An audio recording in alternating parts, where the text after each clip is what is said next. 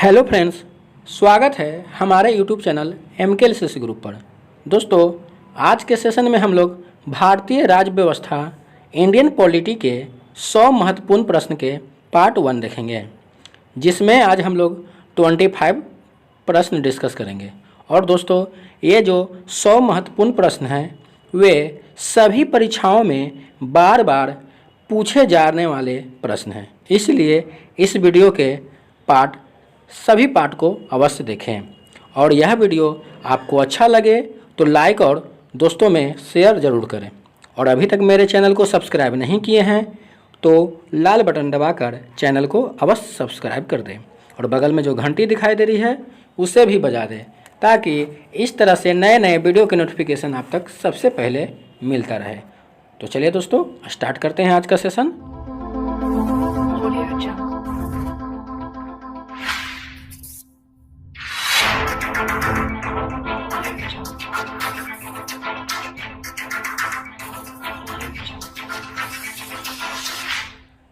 आज का सेशन का क्वेश्चन वन है दोस्तों, भारत के गवर्नर जनरल को किस एक्ट के द्वारा अपनी समिति के निर्णय को अस्वीकार करने का अधिकार मिला? हाँ दोस्तों, भारत के गवर्नर जनरल को किस एक्ट के द्वारा अपनी समिति के निर्णय को स्वीकार नहीं है, अस्वीकार करने का अधिकार मिला? ऑप्शन ए है दोस्तों 1773 का रेगुलेटिंग एक्ट। ऑप्शन बी 1784 का पीट इंडिया एक्ट। ऑप्शन सी 1786 का अमेंडमेंट एक्ट। और ऑप्शन डी है 1813 का चार्टर एक्ट।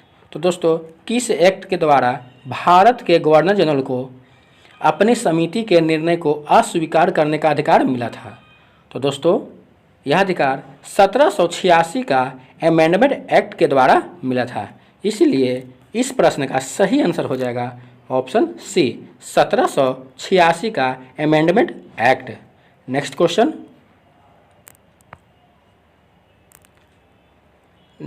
है दोस्तों, 1946 का कैबिनेट मिशन 3 मंत्रियों से गठित था।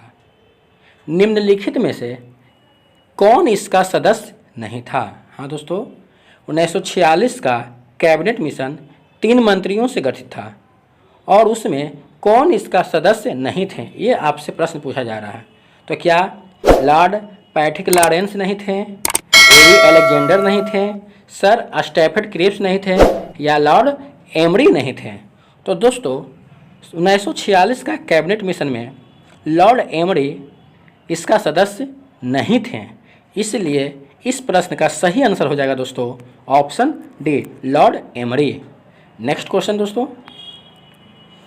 क्वेश्चन है, भारतीयों को वर्ष 1947 में सार्वभौम सत्ता सौंपने की योजना निम्न में से किस नाम से जानी गई? हाँ दोस्तों, भारतीयों को वर्ष 1947 में सार्वभौम सत्ता मतलब संपूर्ण सत्ता सौंपने की योजना निम्न में से किस नाम से जानी गई?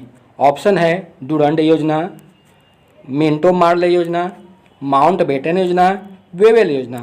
तो दोस्तों, जो भारतीयों को 1947 में सार्वभौम सत्ता सौंपने की योजना थी उसे हम लोग माउंटबेटन योजना के नाम से जानते हैं, इसलिए इस प्रश्न का सही आंसर हो जाएगा दोस्तों ऑप्शन सी माउंटबेटन योजना। और दोस्तों, यह सेट बहुत ही इम्पोर्टेंट है, इसलिए इस वीडियो को पूरा लास्ट देखें और इस वीडियो का सभी पार्ट को अवश्य देखें, क्योंकि यह सभी परीक्षाओं में बार बार पूछे जा रहे हैं इस सेट को। तो इसलिए ध्यान देंगे, बहुत ही महत्वपूर्ण सेट है, बहुत ही फायदा करेगा, इसलिए पूरे वीडियो को लास्ट तक जरूर देखें और सभी पार्ट को देखें। तो नेक्स्ट क्वेश्चन है दोस्तों, सन 1936 में भारतीय राष्ट्रीय कांग्रेस द्वारा संविधान सभा के गठन की मांग कहाँ पर हुए अधिवेशन में रखी गई? हाँ दोस्तों, सन 1936 में भारतीय राष्ट्रीय कांग्रेस द्वारा संविधान सभा के गठन की मांग कहाँ पर हुए अधिवेशन में रखी गई? कानपुर में, मुंबई, फैजपुर या लाहौर? तो दोस्तों सन 1936 में भारतीय राष्ट्रीय कांग्रेस द्वारा संविधान सभा के गठन की मांग फैजपुर पर हुए अधिवेशन में रखी गई थी। कहाँ हुई थी दोस्तों? तो फैजपुर, याद रखेंगे, फैजपुर में हुए अधिवेशन में रखी गई थी भारतीय राष्ट्रीय कांग्रेस द्वारा। किसकी गठन की मांग? तो संविधान सभा के गठन की मांग को। इसलिए इस प्रश्न का सही आंसर हो जाएगा दोस्तों ऑप्शन सी, फैजपुर। याद रखेंगे, फैजपुर में हुए अधिवेशन में रखी गई थी। नेक्स्ट क्वेश्चन है कैबिनेट मिशन योजना। कैबिनेट मिशन योजना के अंतर्गत निर्मांतरी परिषद में प्रत्येक प्रांत की आवंटित सदस्य संख्या निर्धारित करने के लिए प्रतिनिधि कितनी जनसंख्या के अनुपात में था? हाँ दोस्तों, कैबिनेट मिशन योजना के अंतर्गत संविधान निर्मात्री जो संविधान निर्माण कर रहे थे, संविधान निर्मात्री परिषद में प्रत्येक प्रांत के आवंटित सदस्य संख्या निर्धारित करने के लिए प्रतिनिधि कितनी जनसंख्या के अनुपात में था? जो प्रतिनिधि थे कितनी जनसंख्या के अनुपात में थे, यही प्रश्न पूछ रहा है। तो दोस्तों प्रतिनिधि 10 लाख व्यक्ति की जनसंख्या के अनुपात में थे। याद रखेंगे, जो कैबिनेट मिशन योजना के अंतर्गत संविधान निर्मात्री परिषद में प्रत्येक प्रांत की आवंटित सदस्य संख्या निर्धारित करने के लिए प्रतिनिधि 10 लाख व्यक्ति जनसंख्या के अनुपात में थे। इसलिए इस प्रश्न का सही आंसर हो जाएगा ऑप्शन बी, 10 लाख व्यक्ति। नेक्स्ट क्वेश्चन है दोस्तों 11 दिसंबर 1946 को किसे संविधान सभा की अस्थायी अध्यक्ष चुना गया था? 11 दिसंबर 1946 को किसे संविधान सभा की अस्थायी अध्यक्ष चुना गया था? ए है जवाहरलाल नेहरू, बी डॉक्टर राजेंद्र प्रसाद, सी BR अम्बेडकर अर्थात भीमराव अम्बेडकर, डी KM मुंशी। तो दोस्तों जो 11 दिसंबर 1946 को संविधान सभा के अस्थायी अध्यक्ष चुना गया था वो डॉक्टर राजेंद्र प्रसाद को चुना गया था। इसलिए इस प्रश्न का सही आंसर हो जाएगा option B, doctor Rajendra Prasad. Next प्रश्न संविधान की प्रारूप समिति के समक्ष प्रस्तावना का प्रस्ताव किसने रखा? हाँ दोस्तों, संविधान की प्रारूप समिति के समक्ष प्रस्तावना का प्रस्ताव किसने रखा? तो दोस्तों जवाहरलाल नेहरू जी ने प्रस्तावना का प्रस्ताव रखा था। इसलिए इस प्रश्न का सही आंसर हो जाएगा option D, Jawaharlal Nehru. Next question है दोस्तों भारत के लिए संविधान की रचना हेतु, हाँ दोस्तों, भारत के लिए संविधान सभा की रचना हेतु संविधान सभा का विचार निम्नलिखित में से सर्वप्रथम किसने प्रस्तुत किया? भारत के लिए संविधान सभा की रचना हेतु संविधान सभा का विचार निम्नलिखित में से सर्वप्रथम किसने प्रस्तुत किया? तो दोस्तों स्वराज पार्टी 1924 में प्रस्तुत किया। इसलिए इस प्रश्न का सही आंसर हो जाएगा दोस्तों ऑप्शन ए, सर्वप्रथम स्वराज पार्टी ने 1924 में प्रस्तुत किया था। नेक्स्ट क्वेश्चन है दोस्तों संविधान पांडुलेखन समिति, संविधान पांडुलेखन समिति का निम्नलिखित में से कौन सदस्य नहीं था? हाँ दोस्तों, संविधान पांडुलेखन समिति का निम्नलिखित में से कौन सदस्य नहीं था? तो दोस्तों जवाहरलाल नेहरू जी संविधान पांडुलेखन समिति के सदस्य नहीं थे। इसलिए इस प्रश्न का सही आंसर हो जाएगा option D, Jawaharlal Nehru. Next question है दोस्तों निम्नलिखित में से वे दो शब्द कौन से हैं? हाँ दोस्तों, निम्नलिखित में से वे दो शब्द कौन से हैं जिनका समावेशन 42वें संविधान संशोधन द्वारा उद्देशिका में किया गया था? हाँ दोस्तों, निम्नलिखित में से वे दो शब्द कौन से हैं जिनका समावेशन 42वें संशोधन द्वारा संविधान की उद्देशिका में किया गया था? तो वो दो शब्द कौन से हैं दोस्तों? तो वे दो शब्द समाजवादी और धर्मनिरपेक्ष हैं। जो 42वें संविधान संशोधन द्वारा उद्देशिका में किया गया था? तो ऑप्शन सी दोस्तों, समाजवादी और धर्मनिरपेक्ष, यही दो शब्द हैं जिनका समावेशन 42वें संशोधन द्वारा संविधान की उद्देशिका में किया गया था। नेक्स्ट क्वेश्चन है दोस्तों, निम्नलिखित में से कौन सा शब्द भारत के संविधान की उद्देशिका में नहीं है? मतलब अभी भी नहीं है। निम्नलिखित में से कौन सा शब्द भारत के संविधान की उद्देशिका में नहीं है? तो दोस्तों, लोक कल्याण भारत की संविधान की उद्देशिका में नहीं है, इसलिए इस प्रश्न का सही आंसर हो जाएगा ऑप्शन डी, लोक कल्याण। नेक्स्ट क्वेश्चन, भारतीय संविधान में समावर्ती सूची किसके संविधान से ली गई? भारतीय संविधान में जो समावर्ती सूची है किसके संविधान से ली गई, यही प्रश्न है दोस्तों। तो क्या यूएसए से लिया गया, कनाडा से लिया, या जर्मनी से, या ऑस्ट्रेलिया से? तो दोस्तों, भारतीय संविधान में समावर्ती सूची ऑस्ट्रेलिया के संविधान से ली गई थी। याद रखेंगे, ऑस्ट्रेलिया के संविधान से भारतीय संविधान में समावर्ती सूची को जोड़ा गया था, इसलिए इस प्रश्न का सही आंसर हो जाएगा ऑप्शन डी। दोस्तों, यह वीडियो आपको अच्छा लग रहा है तो इस वीडियो को लाइक ज़रूर करें और कमेंट में ज़रूर बताएं कि किस सब्जेक्ट, किस चैप्टर और किस टॉपिक से आएंगे और वीडियो आप लोग के लिए चाहिए। कमेंट ज़रूर करें, ज़्यादा कमेंट के अनुसार ही अगला वीडियो हम आप लोग के लिए लाएंगे। और अभी तक मेरे चैनल को सब्सक्राइब नहीं किए हैं तो लाल बटन दबाकर चैनल को अवश्य सब्सक्राइब करें। तो नेक्स्ट प्रश्न दोस्तों, संविधान के अंतर्गत भारतीय लोकतंत्र के आदर्शों को हम कहाँ देख सकते हैं? संविधान के अंतर्गत भारतीय लोकतंत्र के आदर्शों को हम कहाँ देख सकते हैं? तो दोस्तों, प्रस्तावना में हम भारतीय लोकतंत्र के आदर्शों को देख सकते हैं। हाँ दोस्तों, संविधान की जो प्रस्तावना है उसमें भारतीय लोकतंत्र के आदर्शों को देख सकते हैं, इसलिए इस प्रश्न का सही आंसर हो जाएगा ऑप्शन बी। नेक्स्ट क्वेश्चन है दोस्तों, अब तक भारत के संविधान की उद्देशिका में कितनी बार संशोधन किया जा चुका है? बहुत ही महत्वपूर्ण प्रश्न है दोस्तों। अब तक भारत के संविधान की उद्देशिका में कितनी बार संशोधन किया जा चुका है? तो दोस्तों, मात्र एक बार संशोधन किया गया है, इसलिए ध्यान देंगे कि अब तक भारत के संविधान की उद्देशिका में मात्र एक बार संशोधन किया गया है, इसलिए इस प्रश्न का सही आंसर हो जाएगा ऑप्शन ए। नेक्स्ट क्वेश्चन दोस्तों,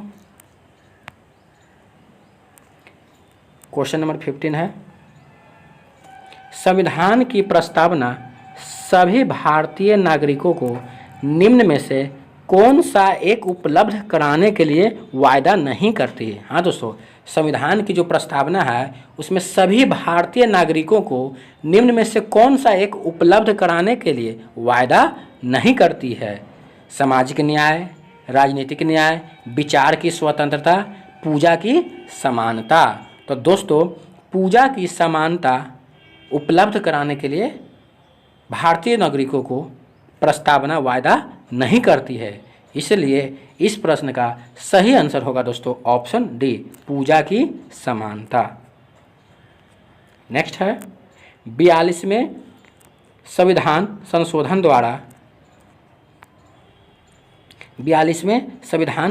द्वारा प्रस्तावना में निम्नलिखित में से कौन सा शब्द जोड़ा गया? हाँ दोस्तों, 42वें संविधान संशोधन द्वारा प्रस्तावना में निम्नलिखित में से कौन सा शब्द जोड़ा गया?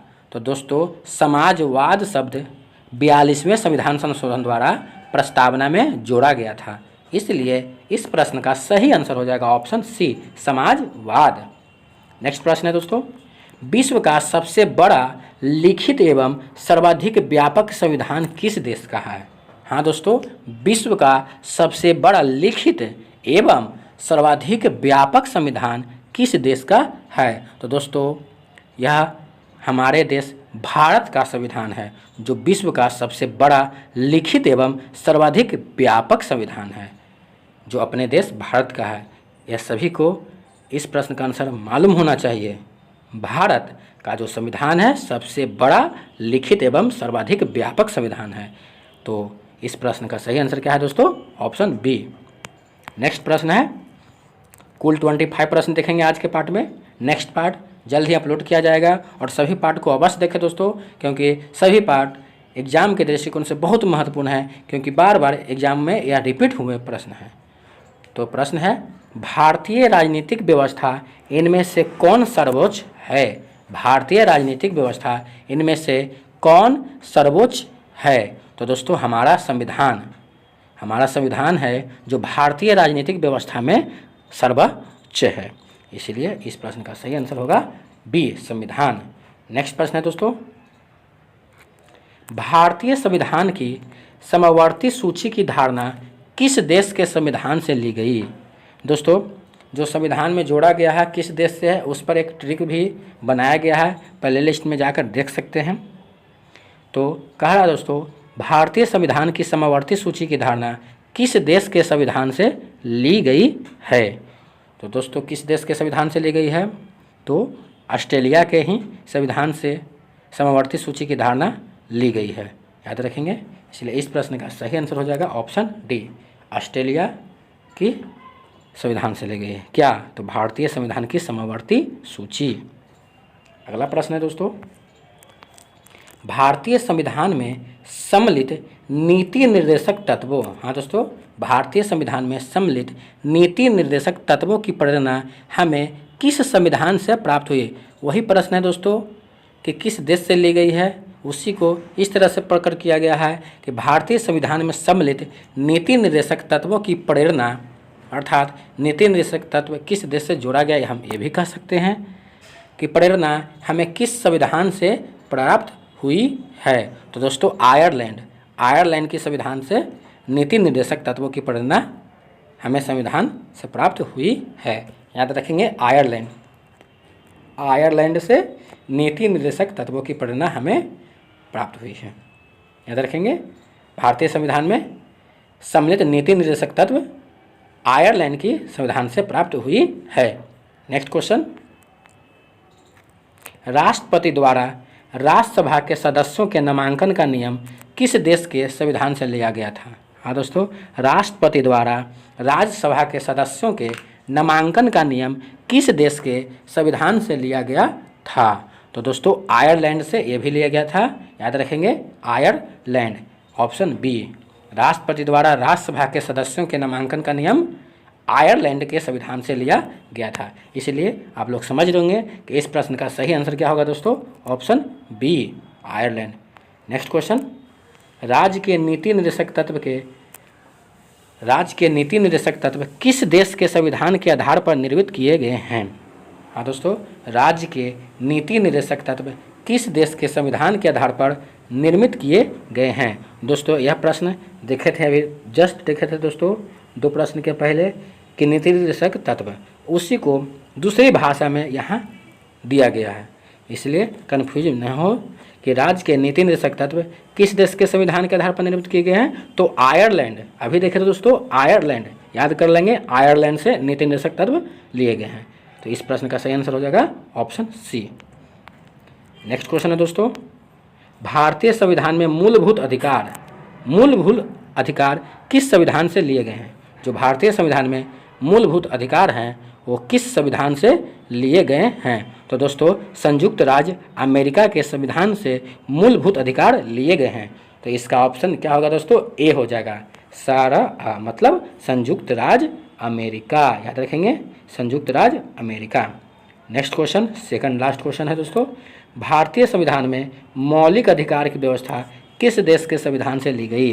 भारतीय संविधान में मौलिक अधिकारों की व्यवस्था किस देश के संविधान से ली गई? तो दोस्तों जो भारतीय संविधान में मौलिक अधिकार की व्यवस्था है वह संयुक्त राज्य अमेरिका से ली गई थी, याद रखेंगे, संयुक्त राज्य अमेरिका। इसलिए इस प्रश्न का सही आंसर हो जाएगा ऑप्शन बी। और आज का लास्ट क्वेश्चन दोस्तों, संविधान के किस भाग में तीनों सोपानों में पंचायतें बनाने की परिकल्पना की गई है? संविधान के किस भाग में, भाग दोस्तों पूछ रहा है कि संविधान के किस भाग में तीनों सोपानों में पंचायतें बनाने की परिकल्पना की गई है? तो दोस्तों भाग 9 में तीनों सोपानों में पंचायतें बनाने की परिकल्पना की गई थी। इसीलिए इस प्रश्न का ऑप्शन हो जाएगा ए, भाग 9।